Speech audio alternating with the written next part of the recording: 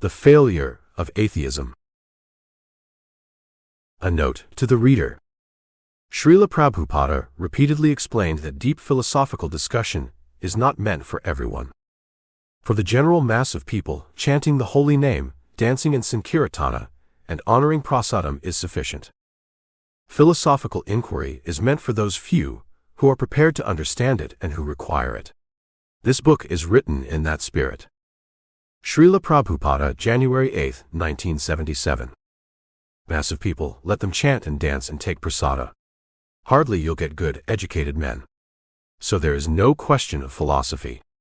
Given them chance of chanting and take prasada. It is useless to talk before them our philosophy. They'll never understand. But they will understand prasadam. Prasadam is so nice. If there are few grains of prasada, even the crows will come. The condemned bird laughs. He will also come. You do like this. So if this has been settled, do that. Introduction. This book was not written to introduce Krishna consciousness. Nor was it written to defend it in the conventional sense. It was written because many devotees already accept Krishna consciousness, yet unknowingly think, argue, and preach from assumptions that quietly contradict it. This tension is rarely named, but it is widely felt. Devotees affirm that Krishna is the Supreme Personality of Godhead, the source of all existence, and the origin of all knowledge. At the same time, they often approach atheism, science, and philosophy as though reason were neutral, knowledge autonomous, and revelation optional until later. The result is confusion, not only in preaching, but in one's own thinking. The purpose of this book is to address that confusion directly. Why presuppositions matter. Every worldview rests on starting points. These starting points are not chosen at the end of inquiry. They make inquiry possible in the first place. Whether one acknowledges them or not, one always reasons from assumptions about reality, knowledge, and the self. Atheism frequently presents itself as a position of minimal commitment, cautious, neutral, and guided solely by evidence. This book argues that such neutrality is an illusion. Atheism rests on strong, often unexamined commitments about reason, nature, meaning, and truth, commitments it cannot justify on its own terms. Vaishnavism, by contrast, openly acknowledges its starting point, Krishna. This is not an intellectual weakness. It is an act of epistemic honesty. Two approaches to knowledge, reason, and preaching. Throughout this book, two fundamentally different approaches to knowledge, reasoning, and preaching will be contrasted. They are not merely alternative techniques, but expressions of incompatible starting points. The first approach is commonly called evidentialism. In this framework, human reason is treated as neutral and self-sufficient. Knowledge is assumed to begin with autonomous observation, inference, and evaluation of evidence. God, if he is introduced at all, appears later as a hypothesis to be tested within a pre-existing framework of human rationality. In preaching, this often takes the form of attempting to meet the atheist halfway. One temporarily brackets revelation, speaks as though reason belongs equally to believer and unbeliever, and hopes that sufficient arguments or evidence will lead the other person to God. Revelation becomes persuasive support rather than epistemic ground. This approach feels humble and fair-minded. It also feels natural in a modern intellectual climate. Yet it carries an unspoken assumption that reason can stand on its own, independent of God. The second approach begins at a deeper level. Rather than asking whether God can be concluded from neutral reason, it asks what must already be true for reason, evidence, science, and argumentation to be possible at all. This approach recognizes that reasoning never occurs in a vacuum. Every act of thought presupposes an account of reality, truth, meaning, and the knowing subject. When this approach is applied within Western theology, it is often called presuppositional apologetics. The name is modern, but the insight is not. Reasoning always rests on prior commitments, whether acknowledged or not. When applied within Vaishnavism, the implications are even more radical. Vaisnava scripture does not present Krishna merely as the highest object of devotion. It presents him as the source of intelligence, memory, understanding, and forgetfulness, as the indwelling witness, as the ground of order, meaning, and truth itself. Knowledge is not something the jiva generates independently and then offers to God. It is something received, sustained, and made possible by him at every moment. If these claims are taken seriously, then the idea of epistemic neutrality collapses. Reason cannot stand outside of Krishna in order to evaluate him, because reason itself depends on him. Revelation is not an optional supplement to human knowledge. It is the condition that makes knowledge intelligible at all. This book refers to this perspective as a Vaisnava presuppositional, apologetic, or preaching method, not to import a foreign system, but to name clearly what Vaisnava epistemology already entails. The central tension addressed in this book arises when devotees affirm these truths devotionally, yet reason and preach as though they were false. The result is a split between confession and method. Krishna is acknowledged as supreme, while human reason is quietly treated as autonomous. The purpose of this book is to expose that split, and to show that faithful Vaishnava preaching cannot be methodologically neutral without becoming philosophically incoherent. Why this book is addressed to devotees. This book is written primarily for devotees, not skeptics. Its aim is not to provide a set of debate tricks or apologetic formulas, but to help devotees see the full implications of the worldview they already profess. When Krishna is understood not merely as the highest object of devotion, but as the ground of all knowing, reasoning itself takes on a different character. At that point, certain preaching methods begin to feel unnatural. Appeals to neutrality feel strained. Evidentialism feels incomplete. The desire to meet the atheist halfway begins to look less like humility and more like confusion. This book exists to clarify that moment. Not borrowed, but recovered. Much of what is today called presuppositional apologetics developed in a Western Christian context. While some of its insights are valuable, Vaishnavism does not need to import a foreign and newer epistemology to justify itself.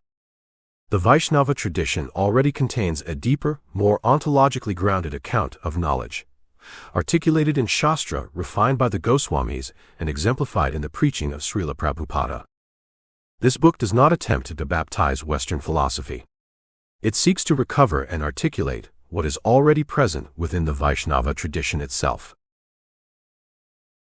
What this book does and does not do. This book does not attempt to refute every atheist argument individually. Nor does it aim to provide a comprehensive survey of modern philosophy or science. Its goal is more fundamental. It asks a prior question: what must already be true for any argument, science, or worldview to make sense at all? By addressing that question, many secondary disputes resolve themselves naturally. A final orientation. The argument that follows is firm, but it is not hostile. It challenges atheism not to score points, but to remove obstacles.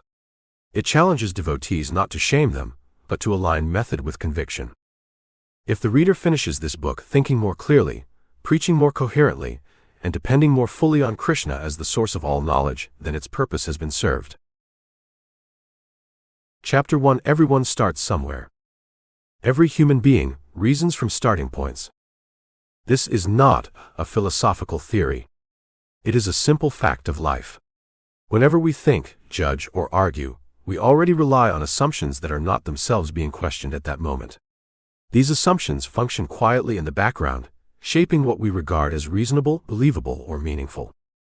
For example, when someone says, "Show me the evidence," he already assumes many things: that evidence exists, that it can be interpreted correctly, that human reason can evaluate it, that truth is worth knowing, and that arriving at correct conclusions actually matters. None of these assumptions are proven by the evidence being requested. They are already in place before the discussion begins. This is not a problem. It is unavoidable. No one begins by doubting everything. If we tried to question all assumptions at once, thinking itself would become impossible. Even skepticism requires starting points. Trust in logic, trust in memory, trust in language, trust that questioning is a meaningful activity. We may not always notice these starting points, but we rely on them constantly. This is true in ordinary life, in science, in philosophy, and in religion. A scientist does not first prove that the laws of logic are reliable before using them. A historian does not first establish the existence of the past before interpreting documents. A mathematician does not test whether numbers are real before calculating. They all begin somewhere. The same is true of spiritual life. A devotee does not approach reality as a blank slate. He begins with a basic understanding of who he is, what the world is, and who Krishna is. These are not conclusions reached after a neutral investigation. They are the foundation upon which all further understanding rests, including how evidence, reason, and authority are later understood. The moment we recognize this, a subtle but important shift takes place. We stop imagining that some people reason objectively, while others reason from faith. Everyone reasons from commitments. The real question is not whether one has starting points, but which starting points are actually capable of making sense of reality. This book begins here, because without this clarity, all later discussions about knowledge, authority, or preaching will be confused. Before we ask how we should argue, persuade, or teach, we must first understand how knowing itself actually works. Everyone starts somewhere. The only honest task is to become conscious of where we are starting from. Chapter 2: The Vaisnava Starting Point. Once we recognize that everyone begins from starting points, the next question becomes unavoidable: where do we begin? For a Vaishnava, this question is not open-ended. Our starting point is not chosen, negotiated, or constructed.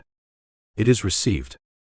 At the foundation of the Vaishnava worldview stands a simple but radical claim: Krishna is the source of everything. Not only the source of matter and life, but the source of intelligence, meaning, and knowledge itself. Memory, understanding, forgetfulness, and insight do not arise independently within the jiva. They originate in the Supreme Personality of Godhead.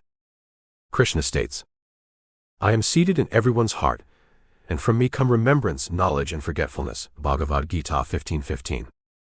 This claim is not the conclusion of an investigation. It is the ground on which all investigation rests.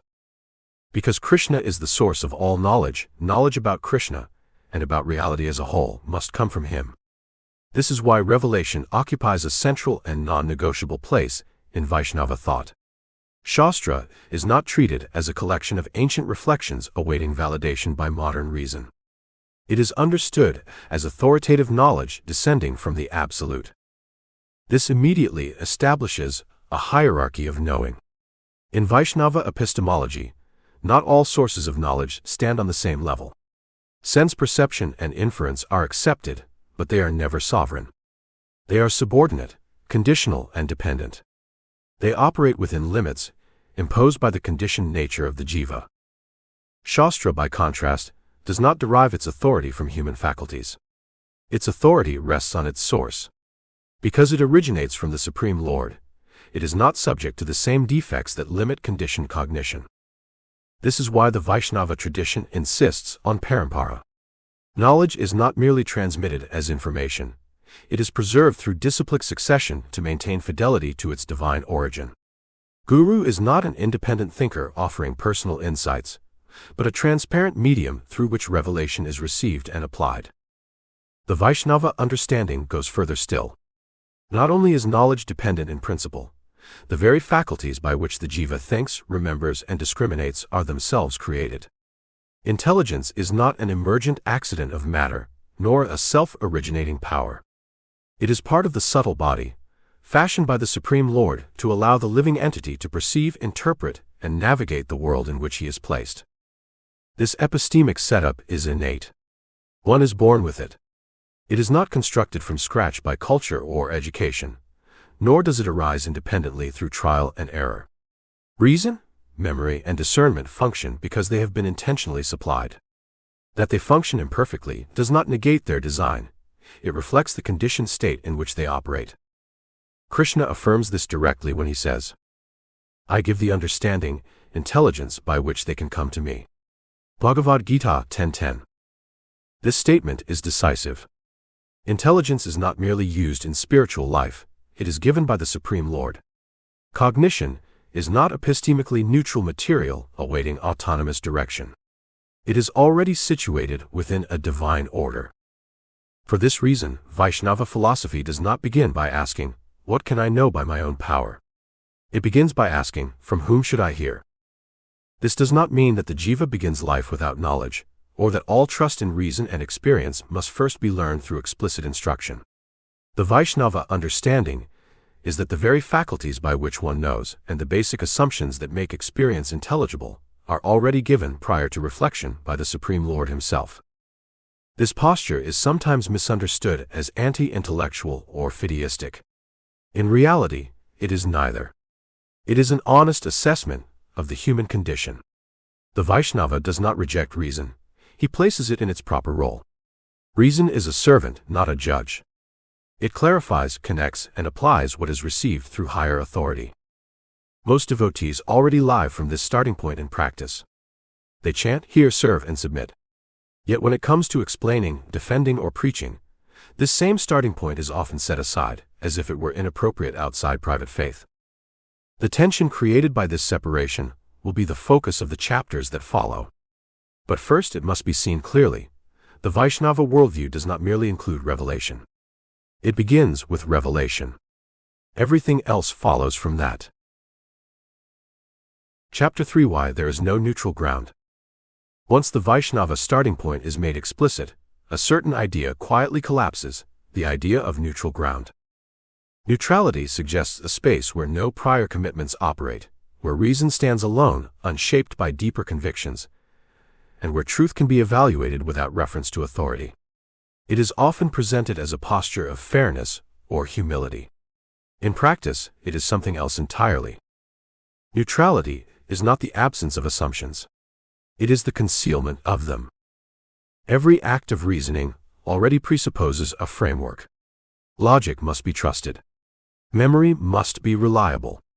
Language must convey meaning. The future must resemble the past closely enough for inference to work. Moral obligation must be more than personal preference for argumentation to matter at all. These are not conclusions reached at the end of inquiry. They are conditions required for inquiry to begin. When someone claims to reason neutrally, what they usually mean is that their own starting points feel invisible to them. From the Vaishnava perspective, this invisibility is not surprising. The conditioned soul forgets his dependence. Srimad Bhagavatam 11.237. Fear arises when a living entity misidentifies himself as the material body because of absorption in the external, illusory energy of the Lord. When the living entity thus turns away from the Supreme Lord, he also forgets his own constitutional position as a servant of the Lord. This bewildering condition is affected by the potency for illusion called Maya. He experiences himself as autonomous, even though his intelligence, memory, and capacity to reason are all supplied and sustained by the Supreme Lord at every moment. This forgetfulness does not eliminate dependence, it only hides it. This forgetfulness is not merely accidental. It is sustained by desire, a preference for autonomy that resists the implications of dependence and is permitted by the Supreme Lord in response to that desire. For this reason, the Vaishnava tradition does not treat neutrality as a virtue. It treats it as a misunderstanding of the human condition. If Krishna is the source of all knowledge, then there can be no realm of knowing that stands apart from him. If Shastra is pramana, then it cannot be temporarily bracketed without consequence. If the jiva is conditioned, then autonomy cannot be assumed without distortion. Neutral ground would require a knower who is self-sufficient, self-authenticating, and epistemically independent. Such a standpoint belongs only to God, not to any conditioned knower. This has a direct implication that is often overlooked. When a devotee attempts to set aside his commitments for the sake of discussion, he is not entering a neutral space. He is stepping into someone else's framework. The moment revelation is suspended, something else takes its place. Reason becomes sovereign. Sense perception becomes foundational. Human judgment becomes the final court of appeal. These shifts may go unnoticed, but they are real.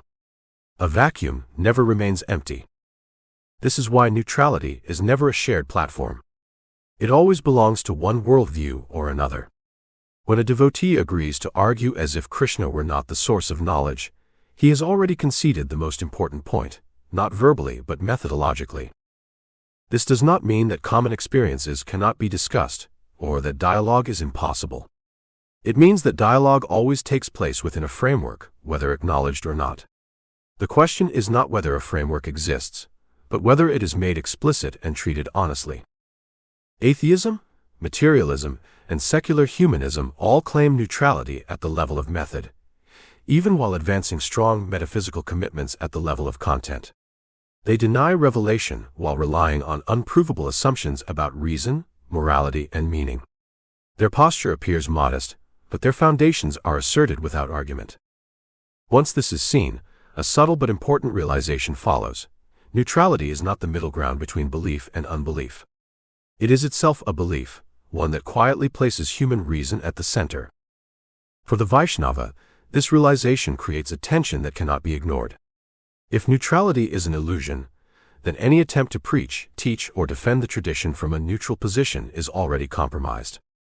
It may sound conciliatory, but it rests on a denial of what the Vaisnava worldview actually affirms. This tension does not yet tell us how preaching should be done. But it tells us something equally important. Preaching cannot be done from nowhere. The question that now presses itself forward is unavoidable. From where then should we speak? Chapter 4. The Four Defects and the Myth of Epistemic Autonomy. The claim to epistemic autonomy is rarely stated outright. More often, it operates silently as a background assumption. One reasons, evaluates, and judges as if one were fundamentally competent to do so independently. Revelation may be consulted, but only after reason has granted permission. Authority may be respected, but only insofar as it passes rational inspection. From a Vaishnava standpoint, this posture is not merely mistaken. It is incoherent. The tradition identifies four inherent defects of the conditioned soul: the tendency to commit mistakes, the tendency to fall into illusion, imperfect senses, and the propensity to cheat. These are not moral accusations. They are diagnostic observations about the epistemic condition of the jiva under Maya. Together, they rule out autonomy at the most basic level. If one's senses are imperfect, then perception cannot function as a self-authenticating foundation. If one is prone to illusion, then internal coherence is no guarantee of truth. If one commits mistakes, then confidence proves nothing. And if one has a tendency to cheat, including oneself, then even sincerity cannot be assumed as a safeguard. These defects are not occasionally activated, they are structural. They do not disappear when one adopts a serious tone, earns academic credentials, or refines logical technique. They remain operative as long as the jiva is conditioned. Epistemic autonomy assumes precisely what these defects deny, that the knower is capable of functioning as a final court of appeal. This is why, within the Vaishnava framework, reason is never rejected but also never enthroned. Reason has a role, but it is a subordinate role. It can analyze, clarify, organize, and expose contradictions. It cannot generate foundational truth. It cannot certify its own reliability. And it certainly cannot stand in judgment over revelation. This point is often misunderstood, even among devotees. To deny autonomy is not to deny intelligence. It is to deny independence. A calculator is useful. It is also entirely dependent. Its reliability does not arise from itself, but from the system that designed and sustains it. Similarly, the jiva's intelligence functions meaningfully only within the order established by the Supreme Lord. When detached from that order, it does not become free, it becomes disoriented. Modern epistemology typically begins by asking, "What can I know?" Vaishnava epistemology begins elsewhere. Who am I, and under what conditions do I know anything at all? That shift is decisive. Once this is grasped, the myth of autonomy becomes visible for what it is, a posture rooted in rebellion masquerading as humility. It claims modesty, I only trust what I can verify, while quietly assuming an authority no conditioned being possesses. This is also why attempts to ground Vaishnava preaching in autonomous reason inevitably drift. One may affirm Krishna verbally while treating human judgment as the arbiter of plausibility. One may quote Shastra while allowing external standards to determine which parts are acceptable. Over time, the center shifts. The issue is not intention. It is structure. If epistemic autonomy is false, then every method that presupposes it is unstable by definition. This includes apologetic approaches that invite the listener to judge revelation from a position of supposed neutrality or self-sufficiency. Such approaches may persuade temporarily, but they do so by reinforcing the very illusion the tradition exists to dismantle. The Vaisnava does not argue from autonomy to God. He exposes autonomy as impossible because God already is. At this stage, the reader may feel a certain discomfort. If autonomy is an illusion and neutrality is unavailable, then a pressing question arises, especially for those engaged in preaching. If we cannot grant autonomy, and we cannot appeal to neutrality, how do we speak to those who do not yet accept revelation? That question cannot be avoided. It is not theoretical. It determines tone, strategy, and integrity. And it leads directly to the next chapter.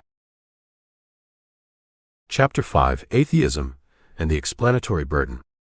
The preceding chapters have established several foundational points.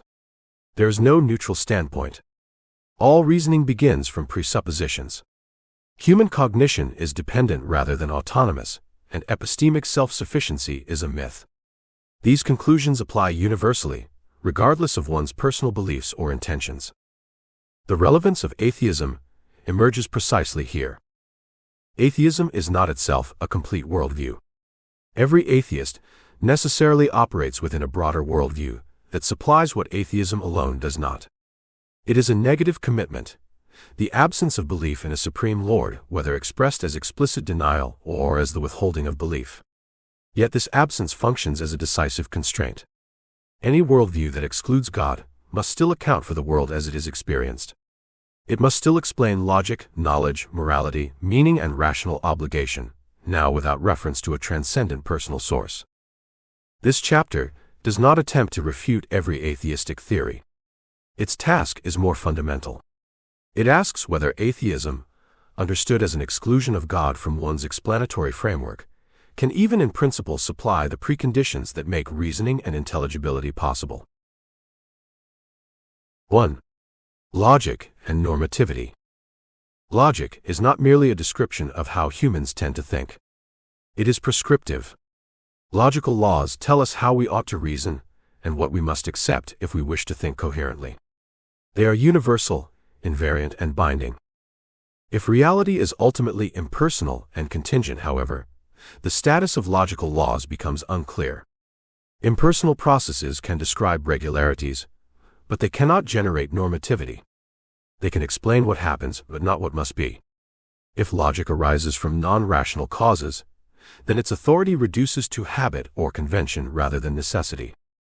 The problem is not that atheists use logic, they must. The problem is that within an atheistic framework, logic has no clear ontological anchor. It is relied upon constantly, yet treated as a brute fact with no sufficient explanation. 2. Reason and trustworthiness. Reasoning presupposes more than the ability to form thoughts. It presupposes that those thoughts are, in principle, aimed at truth rather than mere survival or psychological comfort. Many atheistic accounts explain human cognition in terms of adaptive advantage.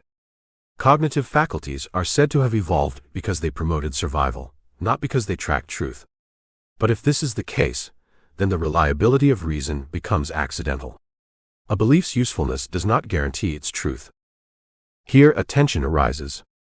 Atheism depends on reason to critique religion, evaluate evidence, and construct worldviews. Yet if reason itself is the product of blind, non-teleological processes, there is no principled basis for trusting it as truth-oriented. The worldview quietly undermines the very faculty it must rely upon. 3. Morality and obligation. Moral judgments are not merely expressions of preference. When we say something is wrong, we ordinarily mean that it ought not be done, regardless of opinion, convenience, or advantage. Atheistic moral theories often attempt to ground morality in social contracts, evolutionary pressures, emotional responses, or collective well-being. These accounts may describe how moral behaviors arise, or why they are socially useful. What they struggle to explain is why moral obligations should be objectively binding. If moral norms are ultimately the result of impersonal processes or human consensus, then they carry no authority beyond preference or pressure. Obligation dissolves into description. What remains is morality as strategy rather than moral law. Once again, the issue is not that atheists lack moral seriousness. It does that atheism, as a framework, lacks the resources to explain why moral claims should be universally and objectively true. 4. Meaning and intelligibility. Human beings do not merely experience events, they interpret them. We seek coherence, purpose, and significance. Meaning is not an optional psychological add-on. It is woven into how we understand the world. If reality is fundamentally indifferent, however, meaning becomes difficult to ground. Events may occur, but they do not signify.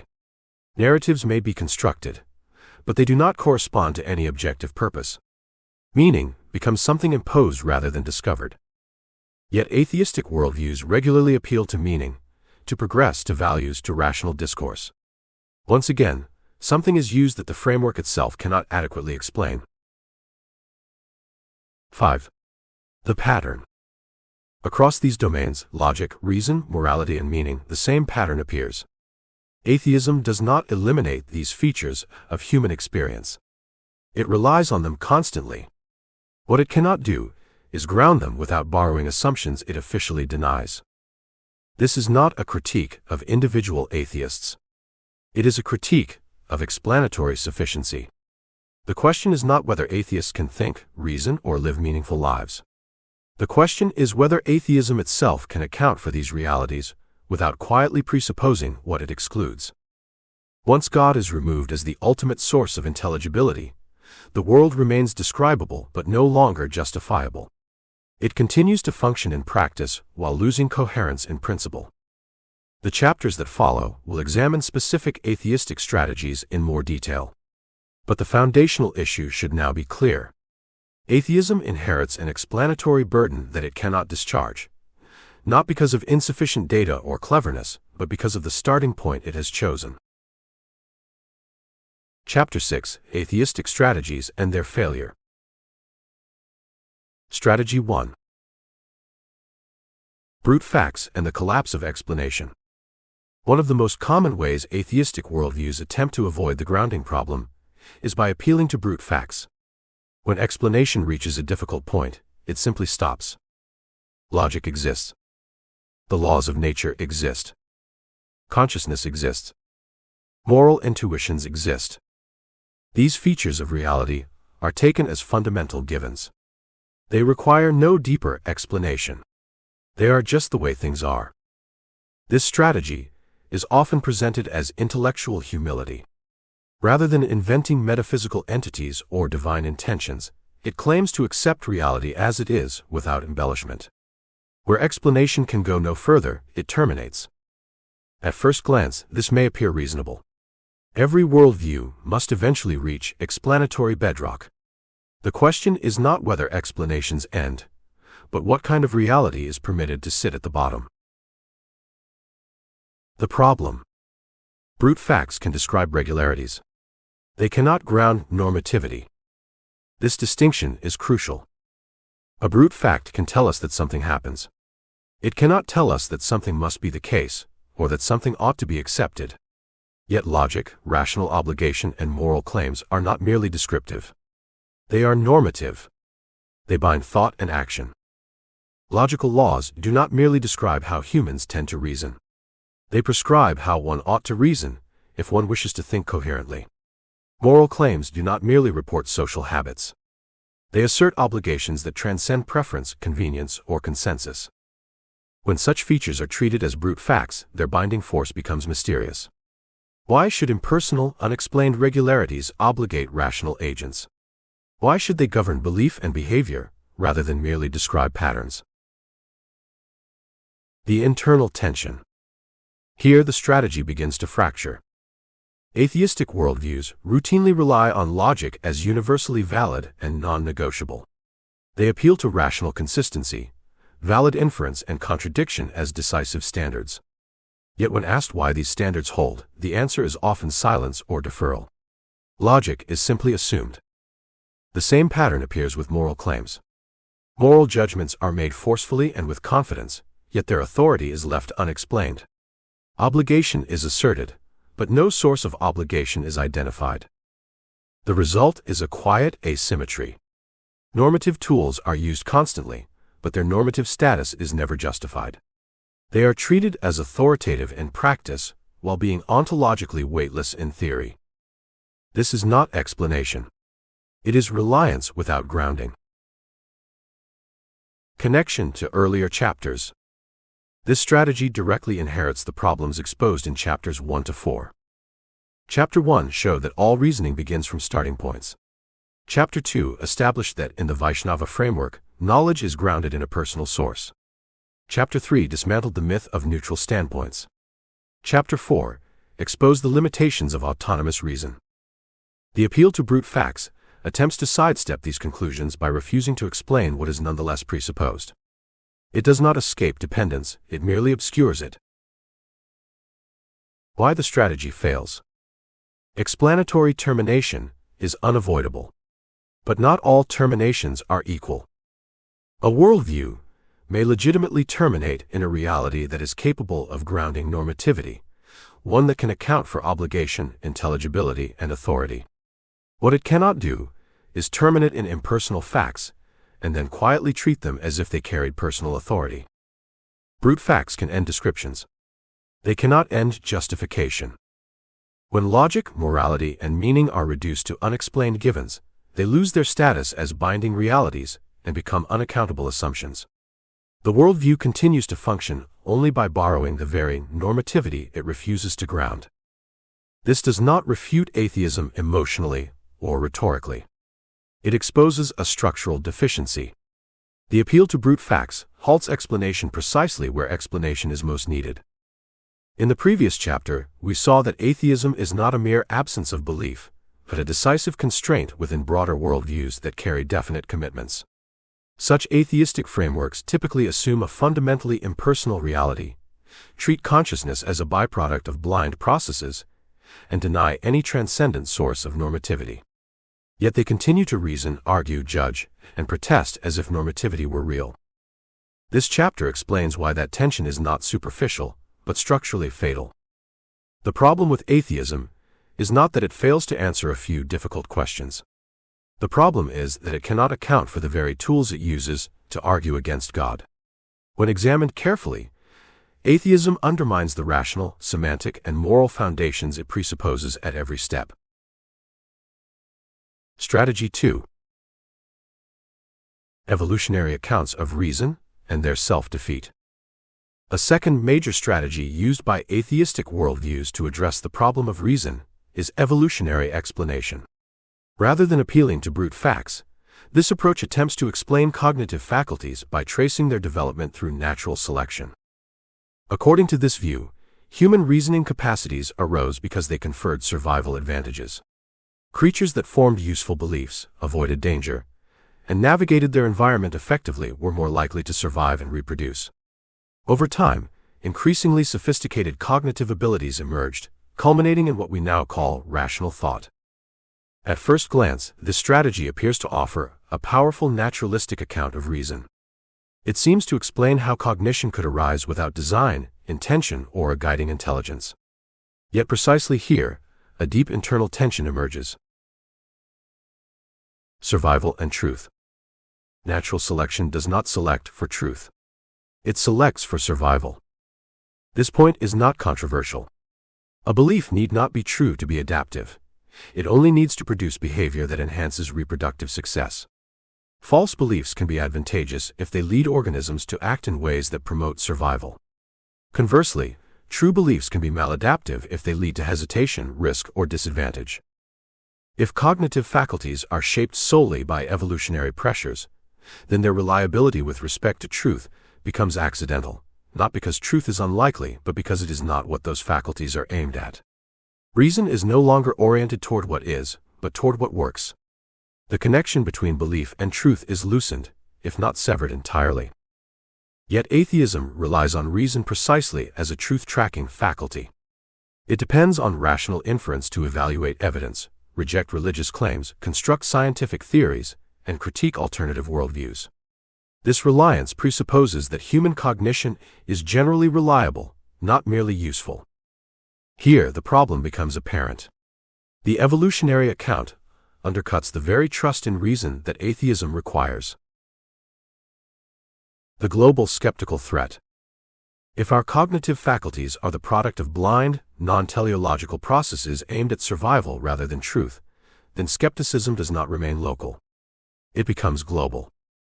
One cannot selectively doubt religious beliefs, while trusting all other beliefs without justification.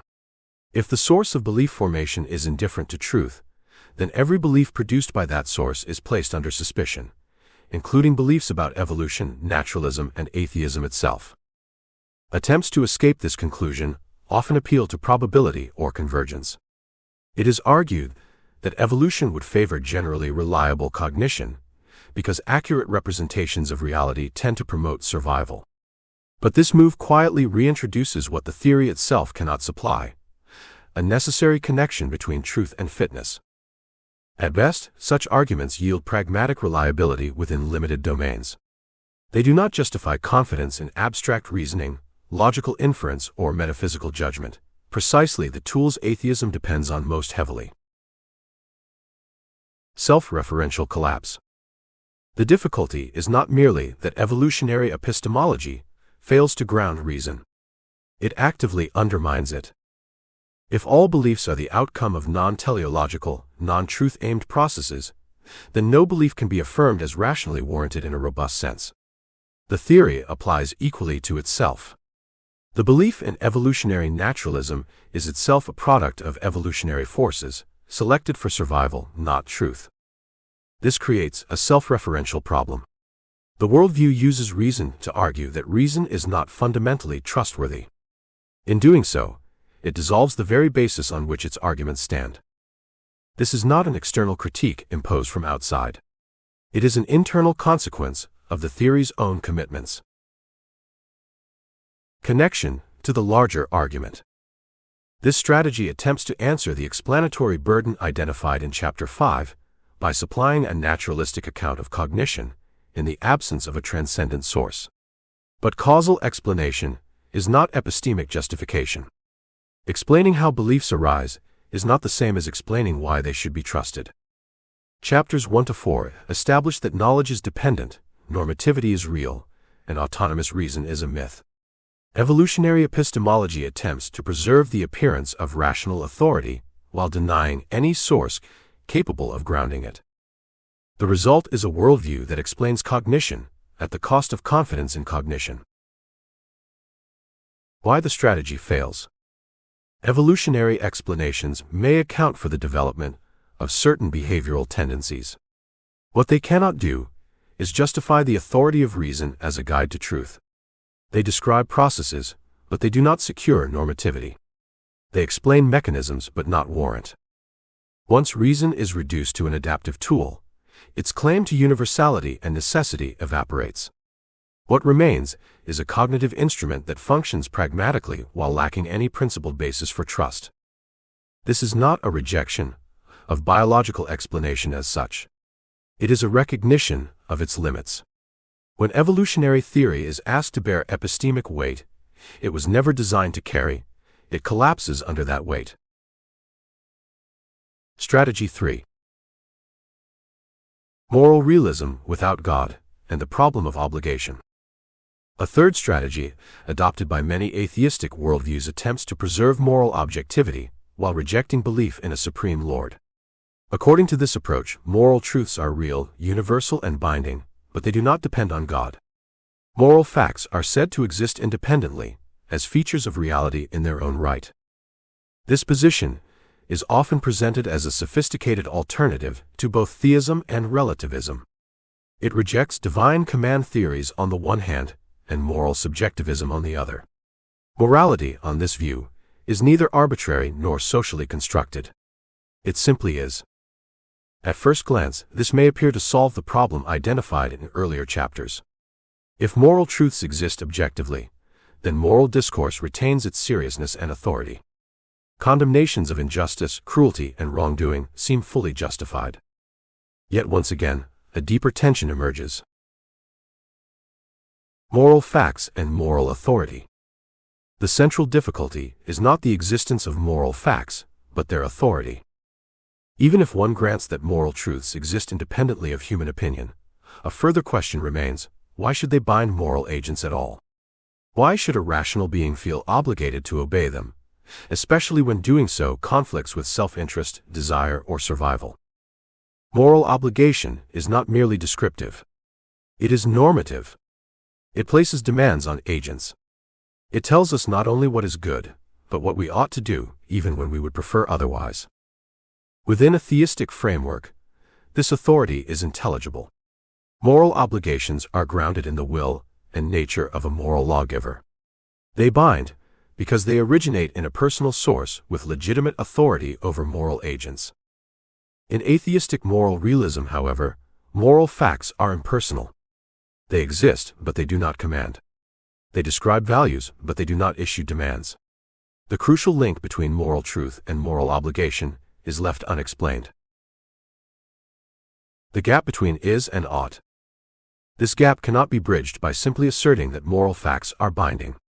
Bindingness itself requires grounding. An impersonal fact cannot obligate. A property cannot issue a command.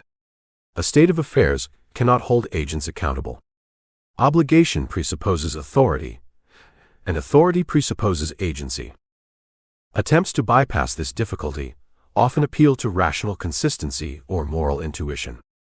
It is suggested that rational agents must recognize moral truths, or that moral obligations are self-evident. But these moves merely relocate the problem. They assume the very normativity they are meant to explain. The question is not whether people experience moral obligation. They clearly do.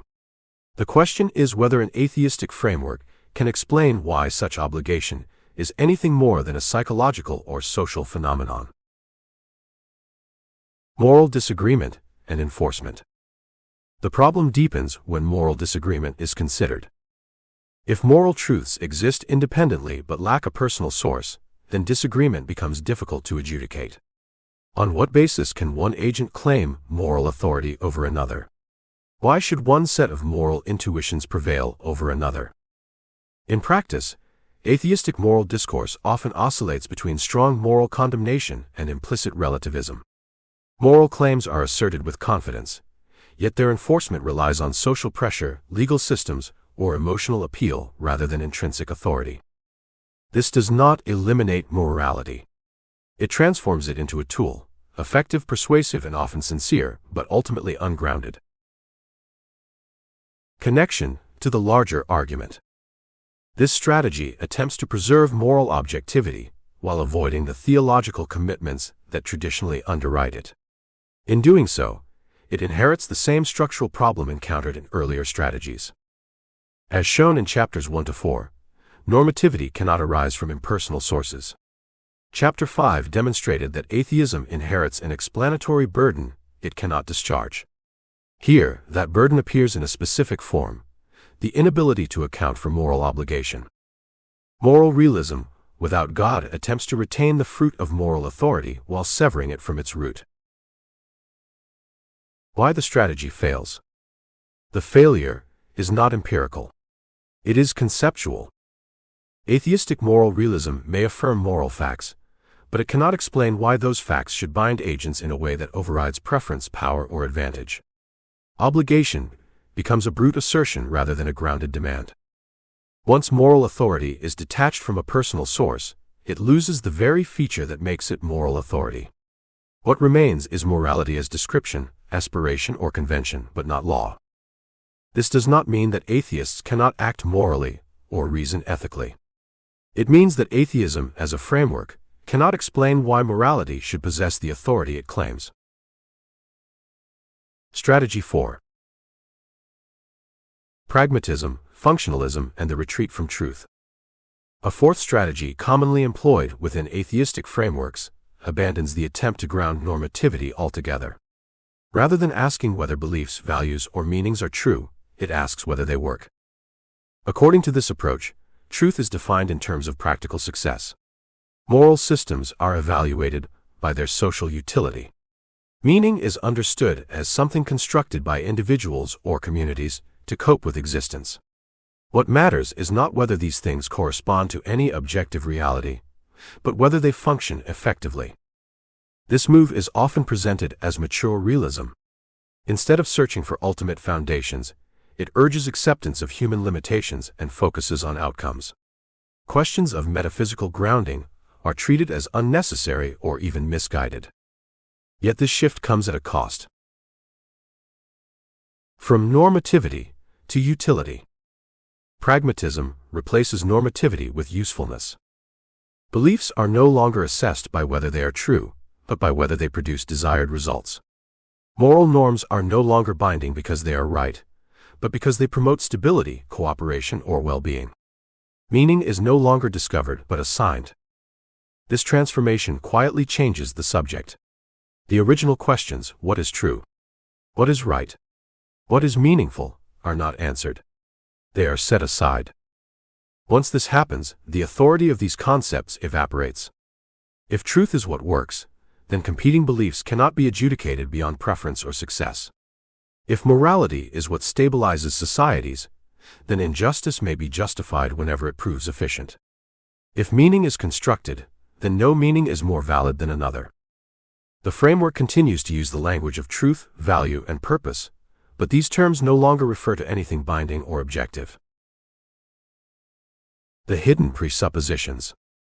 Even here, however, the retreat is incomplete. Pragmatic and functionalist accounts still rely on unexamined norms. They assume that stability is better than chaos, that cooperation is preferable to conflict, that well-being is desirable, and that coherence matters. These assumptions are not derived from pragmatism itself. They are imported. In other words, the strategy quietly smuggles normativity back in at the level of preference. What is presented as a rejection of foundations turns out to be a reallocation of them. The result is a worldview that denies objective grounding, while continuing to depend on objective-sounding standards. The contradiction is not resolved, it is disguised. Meaning without reference. The same pattern appears in atheistic accounts of meaning. When meaning is treated as constructed rather than discovered, it loses its claim to authority. Personal projects, narratives, and commitments may provide psychological satisfaction, but they cannot answer the deeper question of why any of this should matter beyond individual desire. The assertion that meaning is what we make it does not ground meaning. It merely reports human activity. It transforms significance into sentiment. Yet even those who adopt this view continue to speak and act as though some meanings are more justified than others. They appeal to progress, justice, human dignity, and rational discourse. Once again, something is used that the framework itself cannot explain. Connection to the larger argument. This strategy represents not a solution to the explanatory burden identified in Chapter 5, but a withdrawal from it. Where earlier strategies attempted to ground normativity through brute facts, evolution, or impersonal moral realism, pragmatism abandons grounding altogether and settles for functionality. But functionality cannot replace justification. Chapters 1 to 4 establish that normativity is real and unavoidable. Chapter 5 showed that atheism inherits the burden of explaining it. Strategies 1 to 3 demonstrated that attempts to ground normativity without God fail. Strategy 4 shows what happens next. The question is quietly abandoned. Why the strategy fails. A worldview that retreats from truth and obligation in favor of usefulness does not escape the problem of grounding. It merely stops addressing it. Pragmatism can guide action. It cannot justify belief. Functionalism can describe behavior. It cannot ground normativity. Constructed meaning may comfort. It cannot command. Once truth, morality, and meaning are reduced to instruments, their authority dissolves. What remains is a framework that continues to rely on normative concepts while denying any objective basis for them. This is not intellectual humility. It is capitulation. Chapter 7: Science, Naturalism, and the Myth of Objectivity. At this stage, atheism usually retreats. When pressed on reason, meaning, and morality, many atheists shift ground and say something like, "We're not making metaphysical claims. We're just following science." God is dismissed not because of philosophical argument, but because he is judged unnecessary. Science is taken to provide sufficient explanations, and parsimony is invoked to exclude him. This move is extremely persuasive, especially to devotees who have absorbed modern cultural assumptions without noticing it. Science appears neutral, objective, and authoritative. To question, it can feel irrational or anti-intellectual. But this confidence rests on a confusion that must be exposed carefully. Science itself is not the problem. The problem is naturalism disguised as science. What science actually is. Science, properly understood, is a method.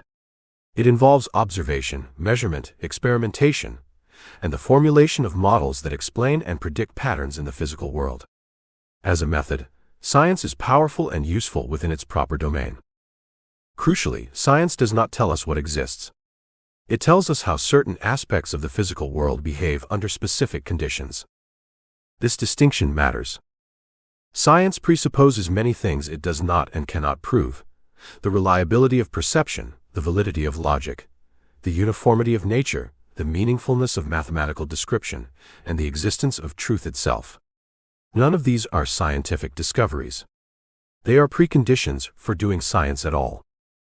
Science begins only after these things are already in place. When method becomes worldview.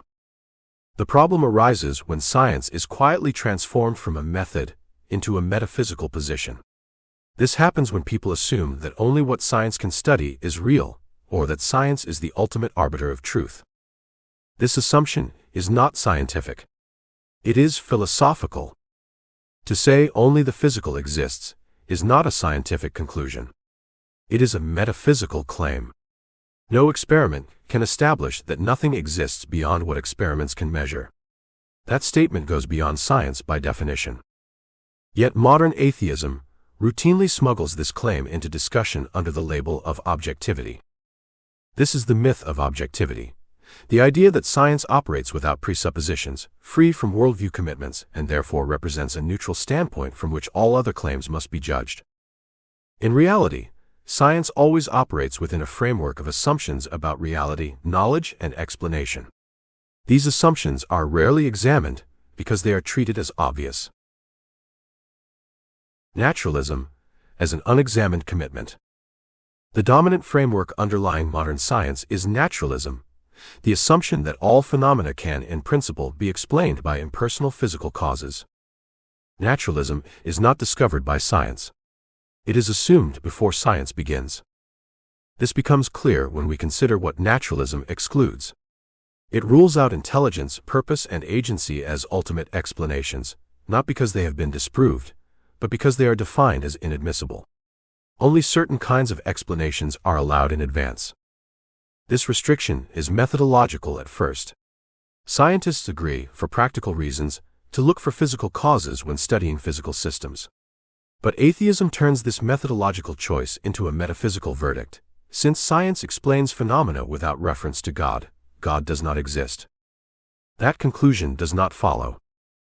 Explaining how something works within a limited framework does not explain why reality exists at all, why it is intelligible, or why laws exist in the first place. It merely describes regularities within an already given order. Objectivity without grounding. Atheists often appeal to science as if it delivers pure objectivity, knowledge uncontaminated by belief, value, or interpretation. But science is never value-free. Choices must be made about what to study, which models to prefer, how to interpret data, and what counts as a good explanation. These choices depend on prior commitments about simplicity, coherence, explanatory power, and relevance. None of these standards are measurable quantities. They are judgments. Moreover, scientific theories are not raw data. They are conceptual frameworks imposed on data to make sense of it.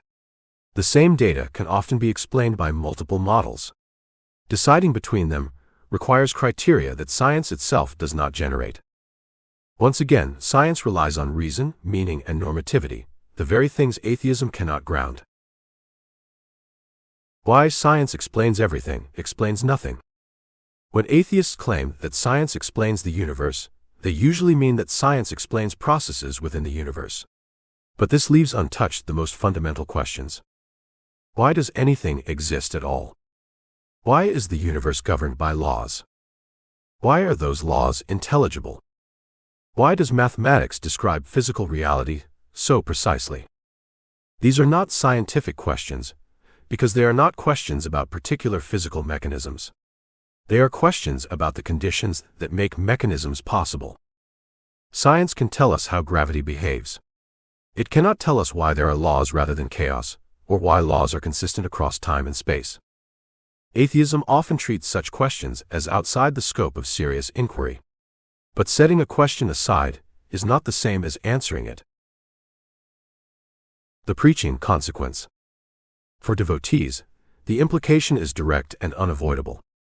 If science is treated as a neutral authority that decides what is real, then revelation is automatically demoted. Shastra becomes symbolic, optional, or psychological. God becomes a hypothesis rather than the ground of being. This is not a scientific conclusion. It is a methodological surrender. Preaching that accepts scientific naturalism as the default framework has already lost the argument before it begins. It may speak about God, but it speaks from within a worldview that has ruled God out at the foundational level. Once this is seen, the need for a different approach becomes obvious. The problem is not that science has disproved God. The problem is that atheism has disguised itself as science and claimed authority it does not possess. And this leads directly to the final exposure. If science cannot be neutral, and atheism cannot ground reason, meaning, or morality, then preaching methods that appeal to evidence alone are already compromised. That is the next step. Chapter 8: Why Evidentialist Preaching Quietly Concedes to Atheism. Many devotees sense that something is wrong in modern preaching, but they struggle to name it. Arguments are presented, objections are answered, evidence is offered, yet the results are often shallow. People may accept that there might be a God, or that Krishna is a reasonable option, but their worldview remains fundamentally unchanged. Faith becomes an add-on rather than a foundation. This chapter argues that the problem is not lack of intelligence, lack of evidence, or lack of sincerity. The problem is methodological. Much contemporary preaching unconsciously adopts an evidentialist framework, and by doing so, it quietly concedes the very ground that Vaishnavism must never surrender. What evidentialist preaching assumes. Evidentialist preaching typically proceeds like this. First, assume a shared neutral ground with the listener. Second, present evidence for God, the soul, design, morality, or scripture. Third, invite the listener to draw the correct conclusion. On the surface, this seems reasonable, charitable, and even humble. After all, are we not simply giving people reasons and letting them decide? But this method rests on several hidden assumptions. That human reason is epistemically autonomous. That evidence can be interpreted neutrally, apart from worldview commitments. That God is a hypothesis within a shared rational framework. That revelation is something to be justified after reason has done its work. None of these assumptions are Vaisnava assumptions. All of them are borrowed from modern Western epistemology, shaped by Enlightenment rationalism and naturalism. The silent concession. The decisive problem with evidentialist preaching is not that it fails to mention Krishna early enough, or that it uses science badly, or that it lacks scriptural quotations. The problem is deeper. By granting epistemic neutrality, evidentialism grants authority. It allows the listener to stand as an independent judge over God, scripture, and reality itself. God is placed in the dock, evidence is presented, and the human intellect delivers the verdict. This reverses the Vaishnava order entirely. In Vaishnava epistemology, the jiva is not an autonomous knower standing above reality. The jiva is a dependent knower situated within reality, whose very capacity to reason is granted and sustained by the Supreme Lord. To reason about God as if one were prior to him is already a category mistake. Thus, evidentialist preaching does not merely use a different tactic. It temporarily adopts a different worldview, one in which human reason is already assumed to be sufficient. But it works, doesn't it? At this point, many devotees object, but evidentialist preaching works. People become convinced. Some even become devotees. This objection must be handled carefully. Yes, people can be brought closer to Krishna through many imperfect means. Krishna is merciful, and he can use even compromised methods to awaken initial faith. This is not in dispute. But effectiveness is not the same as faithfulness. A method can appear successful while quietly planting long-term confusion. If a person comes to Krishna believing that reason stands above revelation, or that God is justified by evidence rather than being the precondition for evidence, then their foundation is unstable. When stronger counter-arguments appear, or when emotional pressure arises, that faith often collapses. This is why so many people later say, "I used to believe, but then I encountered better arguments." What they really mean is, "I was taught to believe on borrowed epistemic terms." Why atheism benefits from evidentialism. Atheism thrives in evidentialist exchanges because evidentialism already accepts the atheist's deepest presupposition, that reality can be understood without reference to God. The atheist may temporarily argue about design, morality, or consciousness, but beneath these surface disputes lies a settled conviction that human reason operating within nature is sufficient. Evidentialist preaching never directly challenges this conviction. It merely asks the atheist to add one more item to his inventory of beliefs. But atheism is not defeated by adding beliefs. It is defeated by exposing impossibilities. The question is not, is God the best explanation among many? The question is, what makes explanation itself possible? Evidentialism never reaches that question. Vaisnava presuppositional preaching does. Scripture as evidence versus Scripture as authority. Another common symptom of evidentialist preaching is the misuse of Shastra. Shastra is often treated as supporting material, illustrative confirmation, or post hoc validation. Verses are quoted after arguments are made, as if Scripture simply agrees with conclusions already reached by independent reasoning. This subtly demotes Shastra from Pramana to appendix. In Vaisnava epistemology, Shastra is not something we verify, it is something by which verification becomes possible. The problem is not that atheists reject Shastra.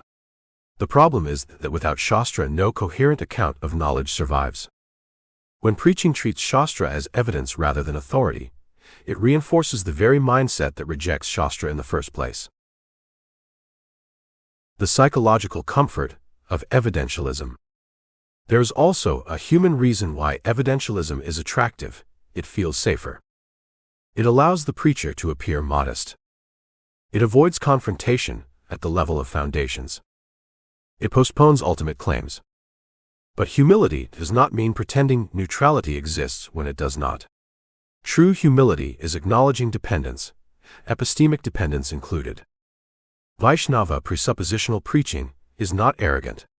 It simply refuses to pretend that the conditioned soul can sit above God and judge him fairly.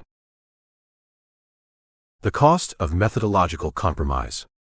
When preaching adopts evidentialism, several long-term consequences follow. God becomes optional rather than necessary.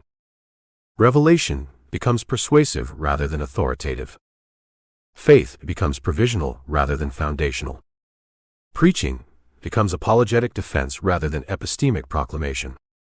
Devotees may win arguments yet lose the worldview war. The unavoidable conclusion. If Krishna is truly the source of all knowledge, then no apologetic method may grant epistemic autonomy to the jiva, even temporarily. There is no neutral ground to retreat to, and no methodological truce to be made. Preaching must begin where reality begins. Not with evidence.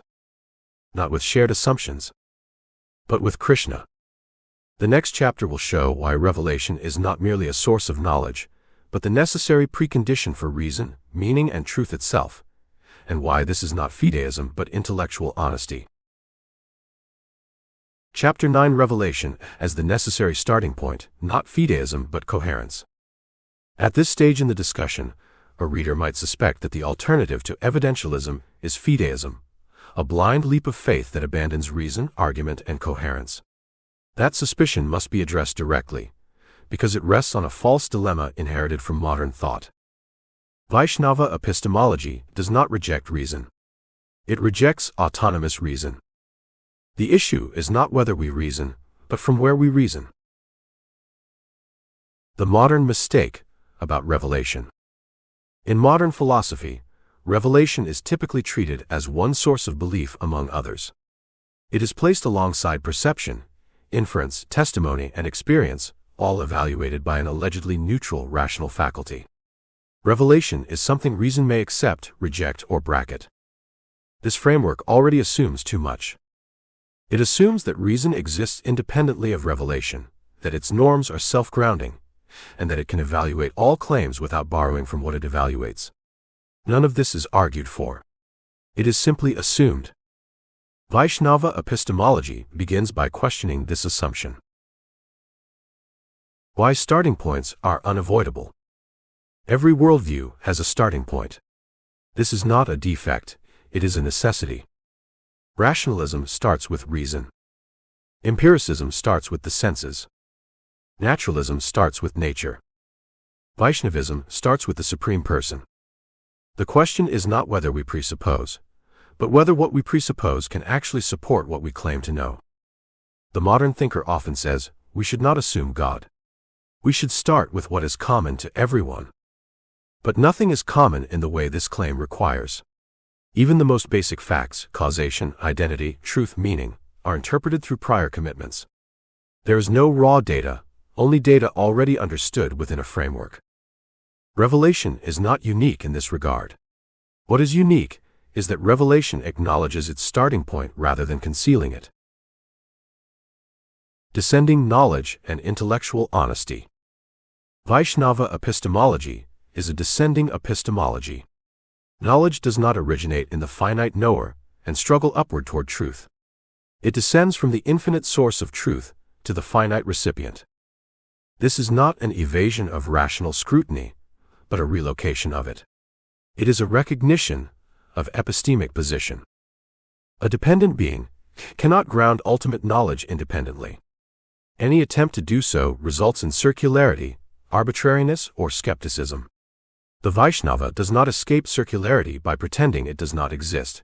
Rather, it asks which circle is virtuous rather than vicious. All ultimate accounts of knowledge are in this sense circular. Reason appeals to reason. Empiricism trusts the senses to validate the senses. Naturalism relies on cognitive faculties produced by nature to justify belief in nature. Circularity is not the problem, arbitrariness is. A vicious circle assumes what it cannot account for and therefore collapses under scrutiny. A virtuous circle, by contrast, provides the preconditions that make reasoning, meaning, and justification possible in the first place. Does the circle explain reality, or does it collapse under its own assumptions? Why revelation is not optional. The atheist often claims that revelation is unnecessary because reason and science are sufficient. But this claim has already been shown to fail. Reason requires logical laws, uniformity of nature, meaningful language, trust in cognitive faculties. None of these can be justified within naturalism without circularity. Science presupposes order, intelligibility, and normativity, all of which transcend the material processes science studies. Revelation, therefore, is not an extra belief added to an already complete system. It is what makes the system possible at all. The other proofs are dependent on sabda, just as servants are dependent on a king, whereas sabda is independent just as the king is independent of the servants. Srila Jiva Goswami, Tattva Sandarbha Pramana Prakarana, Anucheta 9. To reject revelation is not to be cautious, it is to quietly assume what one cannot explain. Revelation does not compete with reason. A common misunderstanding is that revelation and reason are competing authorities. This is false. In Vaishnava thought, reason is a tool, not a judge. It functions within the framework established by revelation. Reason clarifies, applies, and articulates revealed truth. It does not stand above it. This is why Shastra repeatedly affirms both authority and deliberation. The tradition is not anti-intellectual, it is anti-autonomous. Reason divorced from revelation does not become neutral. It becomes captive to unexamined assumptions. But how do we know revelation is true? This question seems natural, but it smuggles in the very autonomy under discussion. The demand to justify revelation by a higher standard presupposes that such a standard exists independently. But if all standards require grounding, then asking revelation to submit to an external tribunal is incoherent. Revelation is recognized as true in the same way that logic is recognized as valid, or that the external world is known to exist, as a necessary precondition for intelligibility. One does not prove logic without using logic. One does not validate consciousness without being conscious. Similarly, one does not verify revelation without already standing within a framework that makes verification meaningful. The Vaisnava, alternative to skepticism. Without revelation, modern philosophy oscillates between dogmatism and skepticism. Either reason is asserted without foundation, or all claims dissolve into uncertainty. Vaishnavism avoids both extremes by locating certainty not in the knower, but in the known, specifically in the supreme knower. Krishna is not merely an object of knowledge. He is the ground of knowledge itself. Knowledge is possible because reality is personal, ordered and purposeful, not because the human mind happens to be clever. This is why revelation is not arbitrary. It is anchored in the nature of reality itself. Authority properly understood. Modern thinkers often equate authority with oppression or irrationality. But all knowledge rests on authority somewhere. The question is not whether authority exists, but whether it is trustworthy. The Vaishnava tradition openly acknowledges authority and traces it through parampara. Knowledge is transmitted, not invented. This is not intellectual laziness. It is epistemic realism. A child does not independently discover language. A student does not independently reconstruct mathematics. A disciple does not independently determine ultimate truth. Authority is unavoidable. Revelation simply makes that fact explicit. Why this matters for preaching. If revelation is the necessary starting point, then preaching cannot aim merely to persuade. It must aim to reorient. The goal is not to add Krishna to someone's worldview, but to expose the inadequacy of all worldviews that exclude him. This requires courage, clarity, and consistency. It also requires abandoning the false modesty of pretending that God must wait for permission to be believed. The next chapter will show how Shastra functions as pramana within this framework, and why Vaishnava theology already contains a fully developed epistemology, long before modern philosophy tried and failed to invent one. Chapter 10 Paramatma as the ground of all knowing. Up to this point, the argument has shown that autonomous reason cannot justify itself, that neutrality is an illusion, and that revelation is epistemically necessary. But the Vaishnava tradition goes further than this. It does not merely say that revelation is needed because human reason is weak. It says that human knowing itself is ontologically dependent.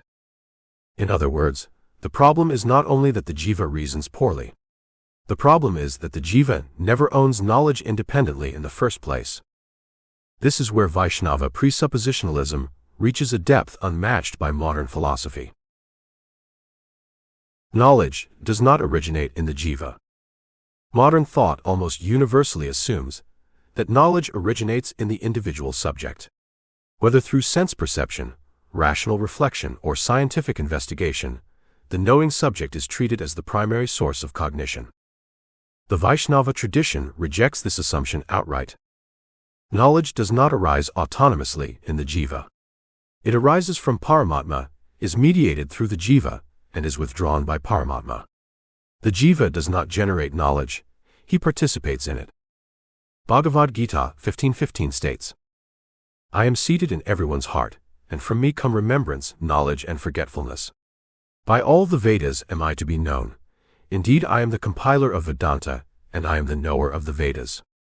This makes explicit that cognition itself, both clarity and confusion, is sanctioned by the Supreme Lord, and not owned independently by the jiva. This is not a poetic claim.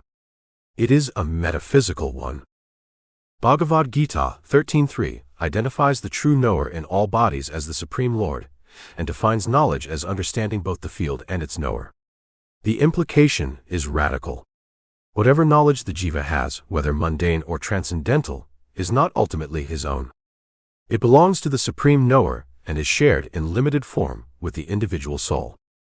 Bhagavad Gita 13.3 states, O scion of Bharata, you should understand that I am also the knower in all bodies, and to understand this body and its owner is called knowledge. That is my opinion. This alone destroys the idea of epistemic independence. The sun, the eye, and the cloud. In the Paramatma Sandarbha, Sri Jiva Goswami illustrates this dependence with a striking analogy. The eye can see only by the power of the sun. Yet the sun itself produces clouds which then obstruct vision. The eye cannot remove the cloud by its own power. The cloud, though produced by the sun, is destroyed only by the sun. Similarly, the jiva's capacity to know exists only by the power of Paramatma. The material false ego, ahankara, which obscures true knowledge, also arises from the Lord's energy. And that false ego is not destroyed by the jiva's independent effort, but by inquiry into Paramatma by his sanction and mercy. This analogy has devastating implications for autonomous epistemology. Ignorance is not merely a lack of information. Knowledge is not merely an accumulation of data. Both ignorance and knowledge operate under higher governance. The jiva cannot lift himself into epistemic clarity by sheer intellectual effort, just as the eye cannot dispel the cloud by staring harder. Why autonomy is impossible in principle. Modern epistemology assumes that the mind can stand outside reality and evaluate it. But if all knowing arises from Paramatma, then there is no such vantage point. The jiva is always already within the epistemic field governed by the Supreme. Even denial of God occurs within God's jurisdiction. Even atheism borrows its capacity to reason from the very source it rejects. This is not merely a moral failure. It is an ontological one. According to Sri Jiva Goswami's analysis in the Paramatma Sandarbha, the Srimad Bhagavatam presents both illumination and obscuration as functioning under the governance of Paramatma.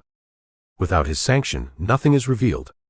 This means that epistemic success and epistemic failure are not symmetric. One may misuse knowledge, but one cannot possess it independently. The atheist does not simply reason incorrectly. He reasons derivatively, while denying the source of derivation. Borrowed knowledge, not neutral reason. In modern presuppositional language, this is sometimes called borrowed capital. But the Vaisnava explanation is deeper and more precise. The jiva's knowledge is a shadow or reflection of Paramatma's knowledge. It exists because the Supreme Knower has entered each knower of the field with a portion of his knowing potency. The effect cannot be separated from the cause. Therefore, the Lord remains the controller of the effect, including cognition itself.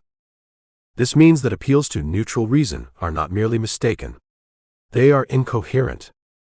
There is no neutral cognition, because cognition is always already situated within the Lord's governance. The only question is whether this dependence is acknowledged or suppressed. Why inquiry alone is insufficient. A crucial implication of the Paramatma Sandarbha is that inquiry by itself does not dissolve false identity. Adhyasa, mistaken self-identification, is not removed simply by acquiring information. False ego is not destroyed by the jiva's knowledge, but by inquiry into Paramatma, accompanied by divine sanction. This directly refutes both modern rationalism and Advaitic claims that liberation occurs by knowledge alone. Knowledge without surrender does not free. It merely rearranges illusion. This explains a common but often misunderstood phenomenon: highly intelligent people who remain deeply confused about ultimate reality. Intelligence is not the issue. Ontological dependence is. Paramatma and the limits of debate. This framework also explains why debates so often fail to convince.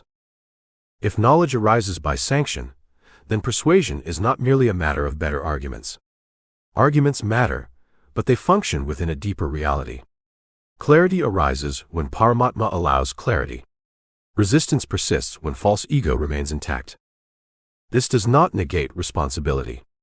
It explains it.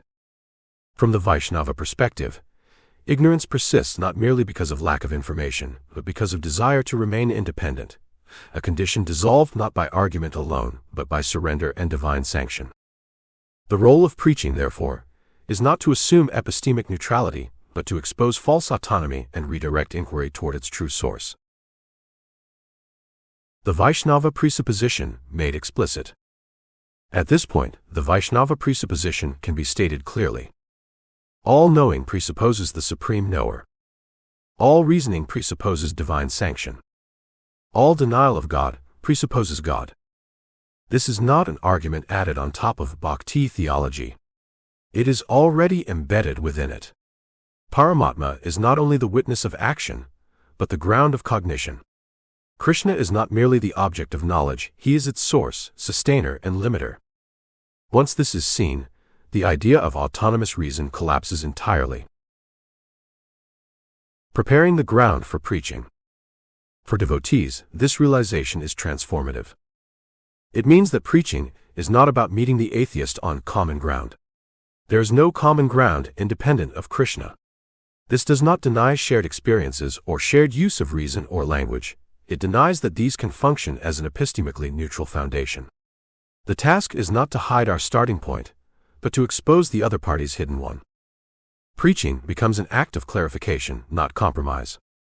The next chapter will bring this insight fully into the realm of practice and show why evidentialist preaching methods quietly undermine the very worldview devotees claim to defend. Chapter 11: Why preaching cannot be neutral. Many devotees are sincere, learned, and deeply committed to Krishna consciousness, yet still experience a quiet frustration when preaching. Arguments seem sound, examples seem persuasive, but the listener remains unmoved or worse, momentarily convinced and later unchanged. This often leads to the assumption that the problem lies in insufficient evidence, poor communication, or lack of intelligence on the other side. The problem is deeper. The problem is that much modern preaching unconsciously assumes neutrality. The myth of common ground. A widespread assumption in contemporary preaching is that devotees and atheists share a neutral platform of reason, evidence, and logic. From this supposed common ground, one then attempts to add Krishna as a conclusion. This method feels humble and non-confrontational. It also feels reasonable. It is neither. There is no neutral ground. There never was. The atheist does not approach reality as a blank slate, and neither does the devotee. Each approaches with prior commitments about what exists, what counts as knowledge, and what explanations are allowed. Pretending otherwise does not create common ground, it obscures real disagreement. What neutrality actually does. When a devotee pretends to reason from neutrality, several things quietly happen.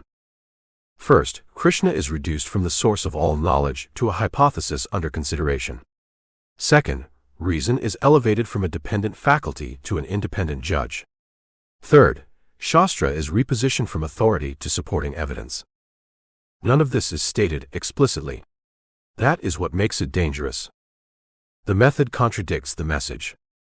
One cannot consistently proclaim that Krishna is the source of all knowledge while arguing as though knowledge stands independent of him. This is not a tactical compromise. It is a worldview contradiction.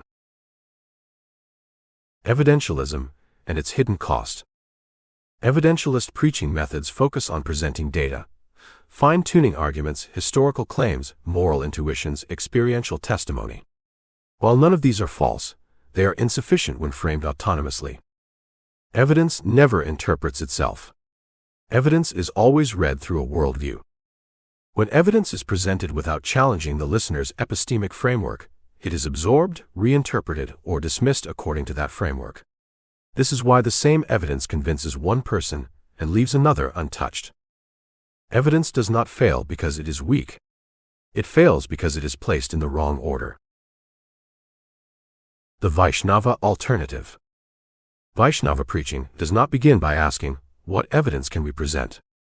It begins by asking, "What does this person already assume in order to reason at all?"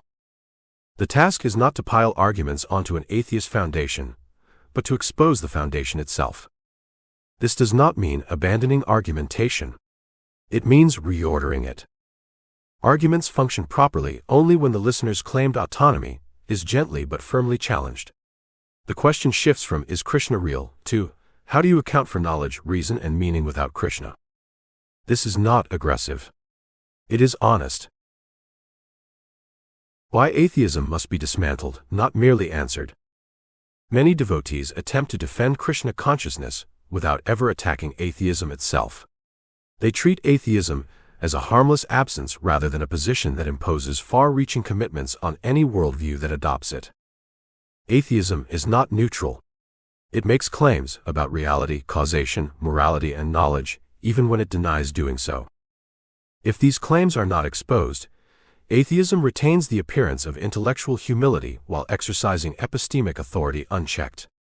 The devotee ends up arguing defensively while granting the atheist the role of judge. This inversion must be corrected. Atheism must be shown to be internally unstable, epistemically dependent, and metaphysically insufficient. Only then does Krishna consciousness appear not as an optional belief, but as the necessary foundation it actually is. Mercy and clarity are not opposites.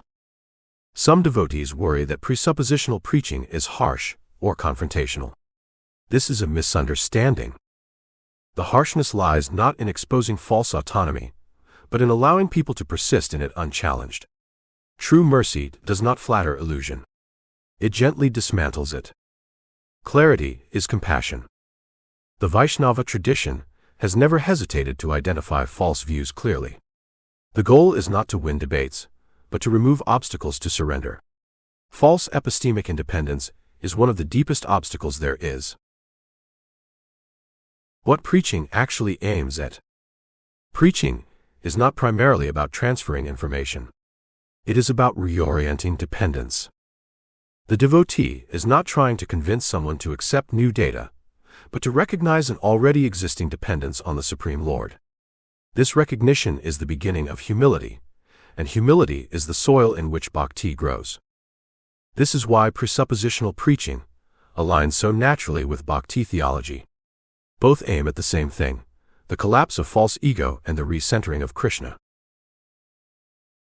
A unified worldview demands a unified method. A worldview that claims Krishna as the source of everything cannot afford a preaching method that treats him as optional. Method and message must match. When they do, preaching becomes simpler, not more complicated. The devotee no longer carries the burden of proving Krishna from scratch. He exposes the impossibility of excluding him. The next chapter will bring all of this together by offering a concise Vaisnava presuppositional framework that devotees can actually use, not as a script but as a way of seeing. Chapter 12 of Vaisnava Presuppositional Framework. By now, the central insight of this book should be unmistakable. Krishna consciousness is not merely a set of beliefs added to an otherwise neutral worldview. It is an entire framework for understanding reality, knowledge, and the self. To accept Krishna as the Supreme Personality of Godhead is to accept him as the ground of all intelligibility. This chapter gathers the threads and presents them as a unified Vaisnava presuppositional framework, not as a technique but as a way of seeing. What the Vaisnava presupposes. Every worldview begins somewhere. The Vaisnava does not pretend otherwise. The Vaisnava presupposes that Krishna is the source of all existence. Krishna is the source of all knowledge. The jiva is eternally dependent. Reason, perception, and inference function only by divine sanction. Shastra is authoritative because it descends from the Supreme Knower. These are not conclusions reached after neutral analysis. They are the conditions under which analysis becomes possible at all. What the Vaishnava does not presuppose. Equally important is what the Vaishnava does not presuppose. He does not presuppose that human reason is autonomous. He does not presuppose that evidence interprets itself. He does not presuppose that neutrality is possible. He does not presuppose that God must submit to human judgment. By refusing these assumptions, the Vaishnava avoids the contradictions that plague modern thought. The internal critique of atheism. From within this framework, Atheism is not refuted primarily by counter-evidence, but by internal critique. The atheist assumes reliable reason, meaningful language, moral norms, causal regularity, intelligible reality. Yet he denies the only ground that can account for these things. This is not a psychological inconsistency. It is a metaphysical one. Atheism borrows its ability to reason from the very reality it denies. It is not a neutral absence of belief, but a dependent negation. Why Krishna cannot be added later. A common mistake in preaching is to treat Krishna as an explanatory supplement, something that can be introduced after a worldview is already in place. But if Krishna is the source of all knowledge, then excluding him at the outset guarantees confusion later. One cannot build a house without a foundation, and then decide to add one. Krishna is not the conclusion of reasoning. He is the reason reasoning works. Reason restored to its proper place. This framework does not discard reason. It restores it. Reason is not sovereign. It is servant. It clarifies what revelation discloses. It exposes contradictions within false worldviews. It helps articulate truth, but it does not originate it. When reason is placed in its proper role, it becomes sharper, not weaker. Knowledge, mercy, and humility. One of the most distinctive features of Vaisnava epistemology is its insistence that knowledge is ultimately a matter of mercy. This does not mean knowledge is arbitrary. It means that knowing is relational. It arises within a relationship between the knower and the supreme knower. False ego obstructs this relationship. Humility restores it. This is why intellectual brilliance alone never guarantees spiritual clarity, and why simple devotees often see more clearly than learned skeptics. Preaching as reorientation, not persuasion. From this perspective, preaching is not primarily about winning arguments. It is about reorienting dependence. The devotee does not stand alongside the atheist as a fellow neutral investigator. He stands as someone who has recognized his dependence and invites the other to examine his own. The question is no longer, can Krishna be proven? It becomes, can anything be known without Krishna? Living within the presupposition. This framework is not only for debate. It is for life. To live as a Vaishnava is to live consistently with one's epistemology, to recognize dependence in thought, speech, and action. It is to let Shastra shape understanding, to let Paramatma guide inquiry, and to let Bhakti remain central. A divided epistemology produces a divided life. A unified worldview produces steadiness. The quiet strength of coherence. The strength of Vaishnava presuppositionalism is not in rhetorical force but in coherence. It explains more with fewer assumptions. It accounts for knowledge without contradiction. It aligns theology, philosophy, and practice. Most importantly, it leaves Krishna where he belongs, not at the edge of thought but at its center. Chapter 13: Fidelity, Authority, and the Future of Vaishnava Preaching. This book has not argued for Krishna consciousness as one worldview among many. It has argued that Krishna consciousness is the only worldview that can coherently account for knowledge, reason, meaning, and truth. This is not triumphalism. It is clarity. At this point, the remaining question is not intellectual but practical. What does fidelity to this insight require of devotees? Fidelity is methodological, not merely doctrinal.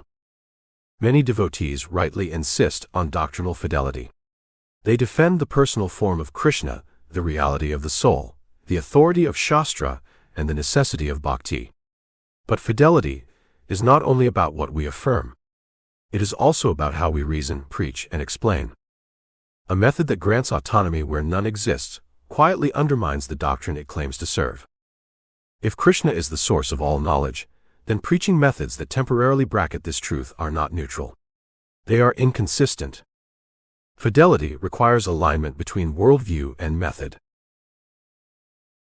Srila Prabhupada's implicit presuppositionalism. Srila Prabhupada did not use modern philosophical vocabulary. He did not speak of epistemic autonomy or presuppositions. Yet his preaching consistently reflected a presuppositional posture. While Srila Prabhupada freely employed observation, analogy, and critique of material claims, he never allowed these to function as an independent court of appeal over revelation. He did not argue as if God were optional. He did not flatter material intelligence. He did not concede neutrality. Again and again, he exposed the limits of science, the arrogance of speculation, and the dependence of all knowledge on Krishna. He did not begin by asking permission to speak authoritatively. He spoke from authority, Shastra Parampara, and realized conviction. This was not dogmatism. It was coherence. The danger of dilution. As devotional culture engages more deeply with modern academia, science, and interfaith dialogue, the temptation to dilute epistemic clarity grows. One begins to speak as though reason were neutral, as though revelation were optional, as though Krishna must be defended on terms set by others. This is not broad-mindedness. It is confusion. A Vaishnava need not reject learning, dialogue, or intellectual rigor. But he must never forget that all such activities take place within Krishna's domain, not outside it. Presuppositional preaching is not a tactic. This bears repeating. Vaishnava presuppositionalism is not a debate strategy. It is not a script to be memorized or a trick to be deployed. It is the natural expression of a worldview taken seriously. When a devotee truly understands that knowledge itself depends on Paramatma, neutrality no longer appears virtuous. It appears fictitious. Preaching becomes simpler, not more aggressive. The devotee speaks honestly from where he stands, without pretending to stand elsewhere. Humility revisited. Some fear that this approach lacks humility. In reality, it demands more humility than evidentialism ever could. Evidentialism flatters the intellect by pretending it is autonomous. Vaishnava epistemology humbles the intellect by placing it where it belongs, dependent, finite, and sustained by grace. To acknowledge dependence is not arrogance. It is truthfulness. The real invitation. The invitation offered by Vaishnava presuppositional preaching is not merely, believe in Krishna. It is deeper and more unsettling. Examine the foundations of your knowing. Consider what you already rely on to reason at all. Ask whether autonomy has ever truly been yours. For those prepared to ask these questions sincerely, Krishna consciousness no longer appears as an exotic belief. It appears as home. A final word. This book has argued that atheism is not merely wrong, but parasitic, that neutrality is illusory, that revelation is not fideism, and that Paramatma stands beneath every act of knowing. But none of this bears fruit, unless it leads to deeper surrender. Knowledge that does not end in bhakti remains incomplete. May this inquiry sharpen the intelligence, humble the heart, and strengthen fidelity to Srila Prabhupada's uncompromising yet merciful presentation of Krishna consciousness. If you want to know Krishna, then Krishna will give you intelligence how to know him. If you want to forget Krishna, then he will mislead you in such a way that you will forever forget Krishna. Srila Prabhupada, July 20, 1975. Glossary of key terms. The following definitions reflect the usage of key terms throughout this book. Atheism. In this book, atheism does not refer merely to a psychological lack of belief in God. From a Vaishnava perspective, the living being originally possesses explicit propositional knowledge of the Supreme Lord. Through misuse of free will, the jiva turns away from that relationship, and this volitional rejection is sanctioned by Paramatma through the covering potency of Maya. Although propositional knowledge becomes obscured, dependence on the Lord for intelligence, memory, and intelligibility itself remains operative. As a result, atheistic reasoning continues to rely, often unconsciously, on capacities that presuppose God. Atheism is therefore understood as suppression rather than genuine ignorance.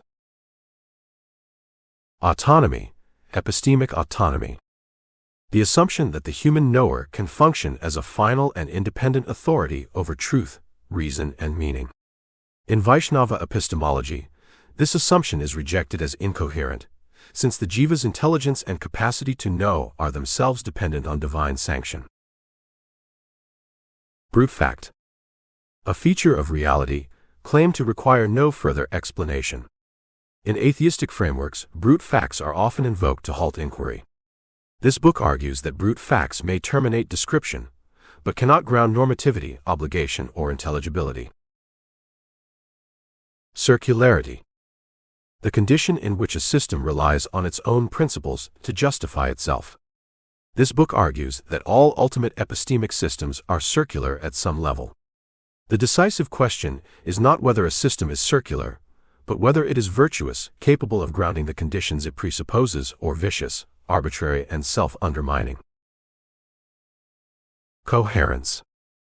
The internal consistency and explanatory sufficiency of a worldview. In this book, coherence is treated as a higher standard than plausibility, popularity, or usefulness. A worldview is coherent if it can account for the very tools it employs to reason and justify itself. Evidentialism. An approach to belief and preaching that treats human reason as neutral and autonomous, and views God or revelation as conclusions to be justified by evidence. Examples of this approach include the use of classical theistic arguments, such as design or cosmological arguments, when they are presented within a shared rational framework and submitted to the judgment of the unbeliever.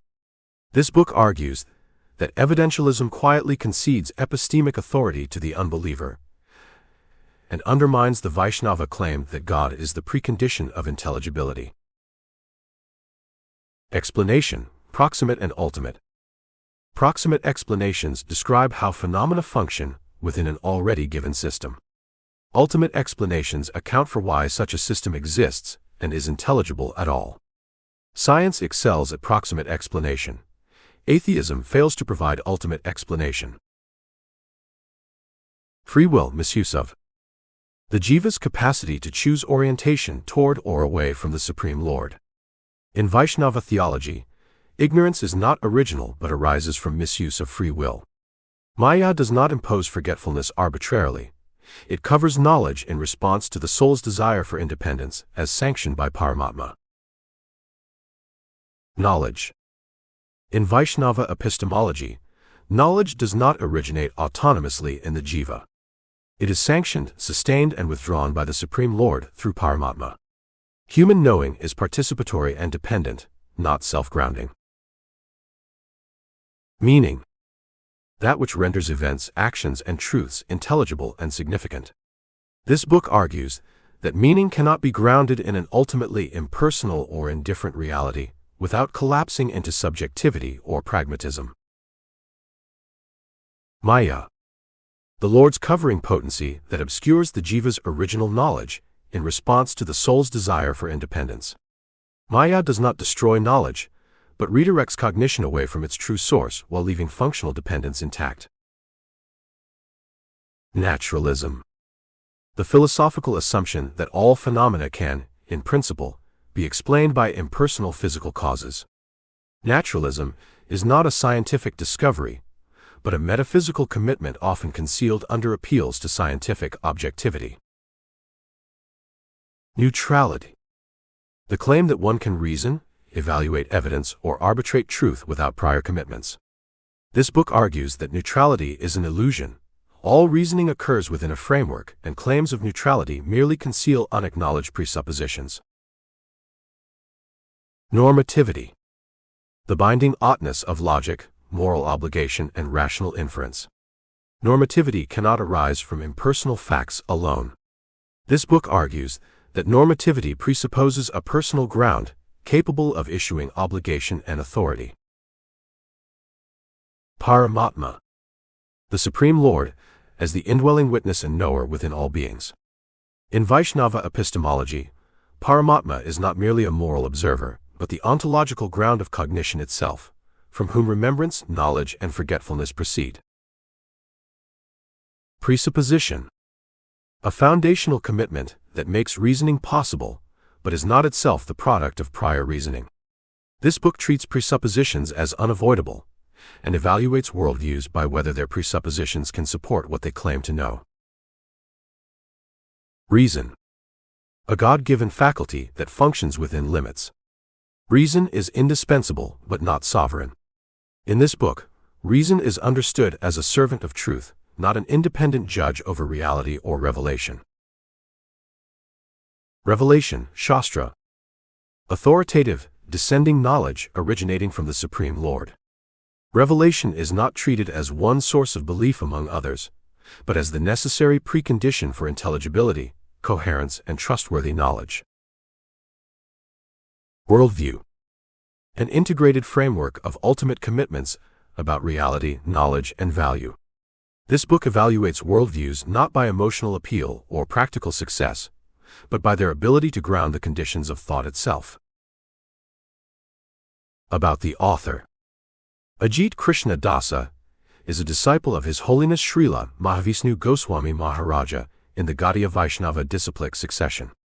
He writes on Vaisnava theology, epistemology, and the philosophical implications of Krishna consciousness, with particular emphasis on fidelity to Shastra and the authority of Parampara. More of the author's writings can be found at www.ajitkrishnadasa.me.